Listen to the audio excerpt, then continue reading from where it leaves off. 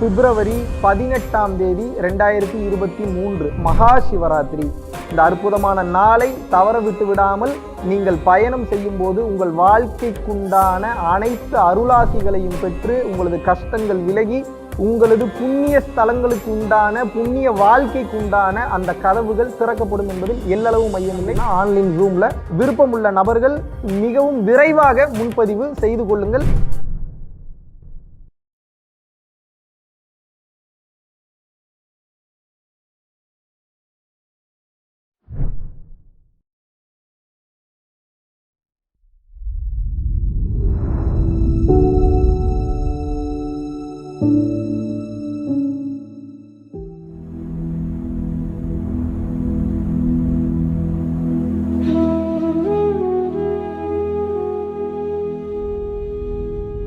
தம்பி இது நான் 8ஆம் மாதம் 7ஆம் தேதி ஆன்லைனில் தீட்சை வாங்கினேன். இன்றைக்கி வந்ததுக்கு காரணம் என்ன அப்படின்னு பார்த்தோம்னா, அவர் மூலிமா தொடு தீட்சை வாங்கணும் அப்படின்றதுக்காக வந்தேன். இன்றைக்கி அவர் சொல்லிக்கிட்டு இருக்க விஷயங்கள் எல்லாமே எனக்கு நடந்துட்டுருக்குது. நான் வேறு லெவலில் இருந்துகிட்ருக்கேன். என்னால் அனுபவத்தை சரியாக சொல்கிறதுக்கு முடியல. இன்றைக்கி நடந்த அனுபவம் இப்போ நீங்கள் கேட்டிருப்பீங்க, நான் சொன்ன எழுந்து இன்னும் கூட அந்த வைப்ரேஷன் இருந்துக்கிட்டே இருக்குது டோட்டலாகவே. இன்னொன்று என்ன ஓப்பனாக சொல்கிறேன், நான் பயங்கரமாக குடிக்கிறார். எக்ஸ்போர்ட்டில் ப்ரொடக்ஷன் மேனேஜராக ஒர்க் பண்ணிட்டேன். கிட்டத்தட்ட ஒரு 80,000 ரூபாய் சம்பளம் வாங்கிட்டு இருந்தேன். கொரோனாவுக்கு அப்புறம் வேலை இழந்துட்டு சொந்தமாக கடை வச்சு பண்ணிகிட்டு இருக்கேன். என் சூழ்நிலை இன்றைக்கி ரொம்ப மோசமான சூழ்நிலை இருந்துகிட்ருக்கேன். ஆனால் ரொம்ப ஆனந்தமாக இருந்துகிட்ருக்கேன். இன்றைக்கி குடிக்காமல் இருக்கேன். இன்றைக்கின்னா அந்த அந்த ஃபஸ்ட்டு தீட்சை வாங்கினது என்ன தோணுச்சுன்னா எனக்கு தெரியாது. சத்தியமாக சொல்கிறேன், இன்றைக்கி வரையும் தெரியாது. வேணும்னு நினைக்கல, வேணான்னு நினைக்கல. என் பாட்டுக்கு நான் போகிறேன் வரேன். ஏதாவது ஒன்றுன்னா போயிடுவேன் உள்ள கடை உள்ள. அதுக்கு எங்கேருந்து பணம் வரும்னே தெரியாது. ஆனால் இப்போ அந்த பேச்சுக்கு இடம் இல்லாத போச்சு. குடும்பம் ரொம்ப மகிழ்ச்சியாக இருக்குது.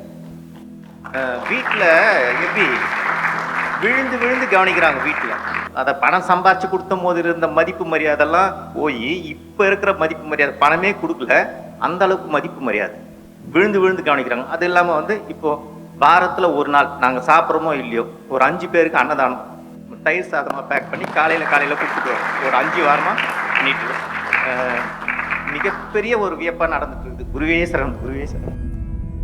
100% நம்பிக்கை. இறைவன் மென்டல் ஆயிடுறது.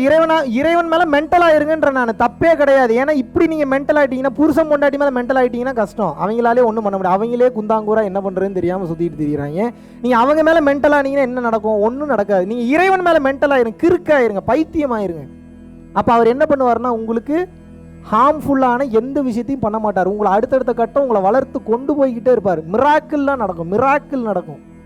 மிரண்டுருவீங்க. மிராக்கெல்லாம் இப்போ இவங்க சொன்னதே மிராக்கலாக தெரிஞ்சுதா இல்லையா? 2 மாதத்தில் சரியாகிறது, 7 நாளில் எனக்கு சரியாகுதுன்றதே ஒரு அவங்களுடைய லெவலுக்கு அது ஒரு மிராக்கிள். ஏன்? அவங்களோட நம்பிக்கைக்கு கிடைச்ச மிராக்கிள். உச்சகட்ட நம்பிக்கையெல்லாம் போயிடுச்சுன்னா மிராக்கிள் எப்படி நடக்கும்? ஆனால் அதுக்கு உடம்பை நீங்கள் பலப்படுத்தணும். ஏன்னா கொஞ்சோண்டு சூடே தாங்க மாட்டீங்கன்னா உங்களோட ஒவ்வொரு செல்ஸும் ஒளி உடலாக மாறும்போது என்ன ஆகுனா உடம்பு தாங்காது. அதுக்கு நீங்கள் என்ன பண்ணணும் அப்படின்னா, இதுக்கப்புறம் டேஸ்ட்டுக்காக ஃபுட்டு சாப்பிடக்கூடாது. எப்படி சாப்பிடணும்னா, ஹெல்த் கான்ஷியஸ்னஸான ஃபுட்டு பார்த்து சாப்பிடணும். அரிசியை பொரியல் எடுத்துக்கிற அளவுக்கு எடுக்கணும். பொரியலை அரிசி எடுத்துக்கிற அளவுக்கு எடுக்கணும். புரியுதா நான் சொல்கிறது? அப்போ அரிசி கம்மியாகணும். 2 times 3 times நீங்கள் கீரை வகைகள் சாப்பிட்ணும், காய்கறி சாப்பிட்ணும், பொரியல் சாப்பிட்ணும். அப்படி சாப்பிட்டீங்கன்னா தான் உடம்பு ஹெல்த்தியாக மாறும். ஏன்னா யோக வாழ்க்கை என்பது சாதாரண வாழ்க்கை கிடையாது. யோக வாழ்க்கை இஸ் கம்ப்ளீட்லி டிஃப்ரெண்ட். ஏன் அப்படின்னா, சாதாரண மனிதனுக்கு சாதாரண எனர்ஜி போதும். நம்ம இறை சக்தியை பெறப்போகிறோம். அதுவும் பயிற்சி பண்ணும்போது இறைவன் நினைக்கவே உங்களுக்கு அவ்வளோ எனர்ஜி ஏறுதுன்னா, உட்காந்து தவம் பண்ணிங்கன்னா எவ்வளோ எனர்ஜி ஏறும்? மொத்த எனர்ஜி இழுத்து உங்க உடம்புக்குள்ள செலுத்துறது. எங்கேயோ போயிட்டு இருக்கக்கூடிய மொத்த பிரபஞ்ச ஆற்றலையும் உருவீங்க. மொத்தத்தை உருவீங்க. உட்காரும் போது அப்படியே உருவீங்க. உறிஞ்சு உங்க உடம்பே வேற மாதிரி ஆயிரும். அப்போ உங்க உடம்ப தொட்டாங்கன்னா என்னடா இவ்வளவு ஹீட்டா இருக்குமாங்க. அது காரணம் என்ன? பிரபஞ்ச ஆற்றல் மொத்தமும் உங்களுக்குள் இறங்கி விட்டது என்ற அர்த்தம். பிரபஞ்ச ஆற்றல் உங்களுக்குள்ள இறங்க ஆரம்பிச்சிருச்சுன்னா எப்படி தெரியுமா இருக்கும் வாழ்க்கை? புரியாததெல்லாம் புரியுங்க. என்னென்னமோ புரியும். ரோட்டில் ஒருத்தன் போகிறான்னா அவனை பார்க்குற விதமே மாறிடும். நீங்கள் அந்த பார்க்குற விதம் கிடையாது. இந்த விதம் எப்படி இருக்குன்னா, அவன் நினைக்கிறதெல்லாம் உங்கள் மைண்டில் ஓடும். அவன் எதுக்காக வந்திருக்கான்னு வந்து உட்கார்ந்தோன்னே தெரியும். இந்த எனர்ஜி பீக்கில் இருக்கும்போது அது காட்டும், ஒரு சில விஷயத்தை காட்டும். ஒரு சில நேரத்தில் என்ன ஆகும், இந்த பிரச்சனை எங்கே போய் முடிய போகிறது, இந்த பிரச்சனை எங்கே தொடங்க போகுதுன்ற எல்லா ரகசியத்தையும் சொல்லிக் கொடுக்கும். அது கொஞ்சம் கொஞ்சமாக சொல்லிக் கொடுக்கும். ஒவ்வொரு மனிதனின் உடம்பிற்கும் அந்த ஆற்றல் என்பது உண்டு. இப்போ நீங்கள் யோசிச்சு பாருங்க, அங்கங்கே சில பல சித்தர்கள், சில பல சித்துக்கள் சக்திகளோட திரியிறாங்க. கேள்விப்பட்டிருக்கீங்களா இல்லையா? இவங்கெல்லாம் ஏதோ ஸ்பெஷலாக இறைவனோட குழந்தைங்களான்னு கேட்டால், அப்போ நீங்கள் யார்? நீங்கள் என்ன சாத்தானோட குழந்தைங்களா? நீங்கள் யாரோட குழந்தைங்க? அப்போ அவங்க யாருங்க? எல்லாம் இறைவனோட குழந்தைங்க. அவங்க என்னன்னா அதே தன்மையில் இருந்து அந்த தன்மைக்கு போயிட்டாங்க. அப்படி இல்லைன்னா போன ஜென்மத்தில் அந்த தன்மையில் இருந்திருப்பாங்க, அதில் உயிர் பிரிஞ்சிருக்கும், அதனுடைய கண்டினியூட்டி இந்த ஜென்மத்தில் வரும்போது அடுத்த தன்மைக்கு அவங்க போயிருப்பாங்க. இப்போ நீங்கள் என்ன பண்ணணும்னா, இந்த ஜென்மத்திலேயாவது இதை தேட ஆரம்பிக்கணும். இந்த அரிய பொருளே அவிநாசி அப்பான்னு சொல்கிறாங்களா இல்லையா? அரிய பொருள்னா என்ன? கஷ்டமான பொருள் இருந்தாலும் அவனையே நினைக்க அந்த பொருள் உங்களுக்கு வசமாகிவிடும். இதுக்கு நீங்கள் என்ன பண்ணணும்னா, கருணை உணர்வோடு இருக்க வேண்டும். சீக்கிரம் கிடச்சிரும். தவம் பண்ணி கிடைக்காத விஷயம் கூட கருணை உணர்வோடு இருந்தீங்கன்னா உங்களுக்கு கிடச்சிரும். இன்னொரு உயிர் நல்லா இருக்கணுன்றது நீங்கள் நினைக்கிற வரைக்கும் உங்கள் வாழ்க்கை மாறாது. எழுதி வச்சுங்க. ஏன் அப்படின்னா, சித்தரே சொல்லியிருக்கிறார், எல்லா உயிர்கள் மீதும் நீ அளவு கடந்த அன்போடு இருக்கையில் உனக்கென்று ஒரு துன்பம் வரும்போது உன்னை காக்கின்ற வல்லமையையும் ஆற்றலையும் ஒரு சிறு எறும்பிற்கும் கூட இறைவன் கொடுத்தருள்வான்றார். அப்படின்னா என்ன? எல்லா உயிர்கள் மேலேயும் நீங்கள் அன்பு காட்ட கற்றுக்கணும். நீங்கள் அன்பு காட்டாமல் நீங்கள் அடுத்த கட்டம் போக முடியாது. ஏன்னா இறைவனுக்கு நல்லா தெரியும், நல்லா பேசுகிறதெல்லாம் பேசிட்டு நான்வெஜ்ஜை சாப்பிடக்கூடாது, அதை பண்ணக்கூடாது, இதை பண்ணக்கூடாதுன்னு சொல்லிட்டு கீழே வந்து சிக்கன் பிரியாணி ஆர்டர் பண்ணால் எப்படி இறைவனுக்கு தெரியாதா? தெரியுமா தெரியாதா? நான்வெஜ்ஜை கொஞ்சம் கொஞ்சமாக விட்டுருங்க. உங்கள் நல்லதுக்கு தான் சொல்கிறேன். இன்றைக்கி சரின்னு படலனாலும் என்றைக்காவது உங்களுக்கு தோணும் சரின்னு படும். இந்த பயிற்சி வாங்குறதுக்கு நான்வெஜ்ஜை விடுவேன்னு சத்தியம் பண்ணால் தான் கிடைக்குமான்னு கேட்டால் அப்படி கிடையாது. ஏன்னா ஓடிடுவீங்கன்னு எனக்கு தெரியும், பயிற்சி வாங்க மாட்டீங்க. இருந்தாலும் பயிற்சி வாங்கிக்கங்க, பயிற்சி பண்ண ஆரம்பிச்சிடுங்க. ப்ராக்டிஸ் பண்ண பண்ண பண்ண பண்ண உங்களுக்கே புரியும் எது நல்லது எது கெட்டதுன்னு தானாகவே புரியும். இப்போ இவ்வளோ தூரம் உங்களுக்கு மற்றவங்க சொல்லி கொடுத்து தான் புரிஞ்சிருக்கா உங்கள் வாழ்க்கையில்? ஏதோ புரிஞ்சிருக்குல்ல, உங்களுக்கே புரிஞ்சிருக்குல்ல. இதனுடைய உச்சகட்ட நிலைக்கு போவீங்க. இப்போ ஒரு இடத்துல நீங்கள் பிளாக் ஆகி நிற்கிறீங்க. இப்போ ஒரு ஜம்ப் பண்ணணும். நீங்கள் இப்போ உலக வாழ்க்கையிலேருந்து அருளக வாழ்க்கைக்கு நீங்கள் ஜம்ப் பண்ணணும். நீங்கள் ஜம்ப் பண்ணாமல் உங்களுக்கு வாழ்க்கை மாறாது. கிளியர்? நீங்கள் ஏற்றுக்கொள்ளுங்கள், தயவு செய்து ஏற்றுக்கொள்ளுங்கள். என்னை ஏற்றுக்கொள்ள வேண்டாம், பரம்பொருள் ஃபவுண்டேஷன் ஏற்றுக்க வேணாம், காஞ்சி விஸ்வநாத சுவாமி ஏற்றுக்க வேணாம். இறைவனை ஏற்றுக்கொள்ள வேண்டும். இறைவன் எந்த ரூபமாக இருக்கிறான்? கருணையின் ரூபமாக இருக்கிறான். சரண்டர் ஆயிருங்க முதல்ல. இப்போ நான் சொன்ன மொத்தத்துக்கு அர்த்தம் தான். சரண்டர்னா தமிழில் என்ன சொல்லுங்க பார்ப்போம்? பரவாயில்லையே, தயார் நிலையில் இருக்கீங்களே. சரணாகதி சொல்லுங்க. சரணாகதி.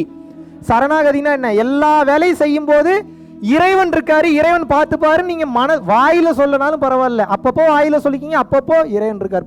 பதட்டமாக தான் இருக்கும், பயமாக தான் இருக்கும். இறைவன் பார்த்துப்பாரு, இறைவன் பார்த்துப்பாரு. நம்பி சொல்லுங்க அந்த வார்த்தையை. அதான் அந்த அர்ப்பணிப்பு இருக்கணும். அந்த சரணாகதி நிலையில் நீங்கள் இருக்கும்போது ஃபஸ்ட்டு சரணாகதி மறந்துடவே கூடாது. ரெண்டாவது கருணை உள்ளம், அதையும் நீங்கள் மறந்துடவே கூடாது. எந்த சூழ்நிலையும் மறந்துடக்கூடாது. ஏன் கருணையை மறக்கக்கூடாதுன்னா, மோட்ச முக்தி அடைந்தவர்களும் கூட அதை தாண்டி இன்னும் சில பல உலகங்கள் இருக்குது. அருட்பெருஞ்சோதின்றது உச்சகட்ட நிலை. அதுக்கு போகணுன்னா கருணையின் ரூபமாக, கருணையோடு கருணையாக நீங்கள் இருந்தீங்கன்னா தான் அந்த கட்டத்துக்கெல்லாம் போக முடியும். அதுக்கு இப்போதுலேருந்தே ப்ராக்டிஸ் பண்ணுங்க. நீங்கள் அங்கே லேண்ட் ஆகுறீங்களோ இல்லையோ, ஆரம்பத்தில் சரணாகதி கருணை நீங்கள் ப்ராக்டிஸ் பண்ண ஆரம்பிச்சிட்டிங்கனாவே அடுத்த பிறவி கிடையாது. 100% கிடையாது. 100% நம்பினீங்கன்னா சொல்கிறேன் நான். ஒருவேளை கிடைக்காம போயிடுச்சுன்னா என்ன? அந்த கேள்வியே வரக்கூடாது உங்களுக்கு. பிறவா நிலை வேண்டும் இறைவா, அப்படியே பிறந்தாலும் உன்னை மறவா நிலை வேண்டும் தான் கேட்கணும். கேட்டலாமா? நான் பிறக்கக்கூடாது, அப்படியே பிறந்தாலும் ஒன்றை நான் மறக்கக்கூடாது, அந்த அருளை மட்டும் எனக்கு கொடுத்துருன்ற தைரியத்தில் இருக்கும்போது அடுத்த பிறவி என்பது உங்களுக்கு கிடையாது. கிளியர்? ஸோ கருணையாக தயவு செஞ்சு இருங்க. ஏன்னா ஏறாத நிலைமிசை என்னை ஏற்றி விட்டது யாதெனில் தயவு தயவு தயவுங்கிறார் வள்ளலார். தயவுனா என்ன? கருணைன்னு அர்த்தம். பெரிய பெரிய சித்தர்கள் அடையாத நிலையவே எனக்கு இறைவன் கொடுத்துட்டான். அருட்பெருஞ்சோதி ஆண்டவர் அவன் ஆட்சி செய்கிற செங்கோலை என் கையில் கொடுத்து நீ ஆட்சி பண்ணுன்னு கொடுத்துட்டான். அப்படின்னா என்ன அர்த்தம்? தேவரும் மூவரும் யாவரும் அடைந்திடாத நிலை என கழித்த அருட்பெரும் ஜோதிங்கிற எல்லாரும் போய் சொல்லணும்னு அவசியம் இருக்கா?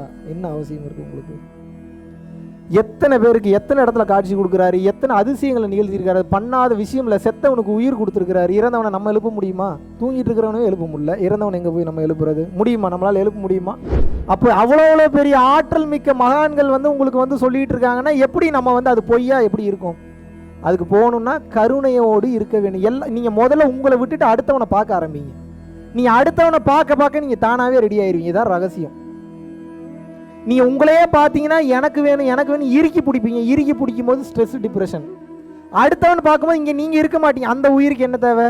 இந்த உயிருக்கு என்ன தேவை, அந்த உயிருக்கு என்ன தேவை, அதுக்கு எப்படி அன்பா 4 வார்த்தையை பேசுகிற எடுத்தோடனே வராது. உங்கள் ஈகோ தடுக்கும். ஏன்னா நீங்கள் யார்கிட்டையும் பழகிருக்க மாட்டீங்க.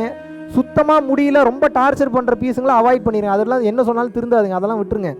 உண்மையாகவே ஒரு சில விஷயம் சொன்னால் கேட்குறதுக்கு நல்ல உயிர்கள் நிறைய பேர் இருக்காங்க. அந்த உயிர்களுக்கு உங்கள் அன்பு காட்ட காட்ட காட்ட காட்ட உங்களோட வாழ்க்கையோட தரமே மாறிடும். அப்போ நான் பாருங்கள், நீங்கள் நல்லா இருக்கணும்னு நினைக்கிறப்போ என்னையே அறியாமல் எனக்கே தான் நான் நல்லது பண்ணுறேன்.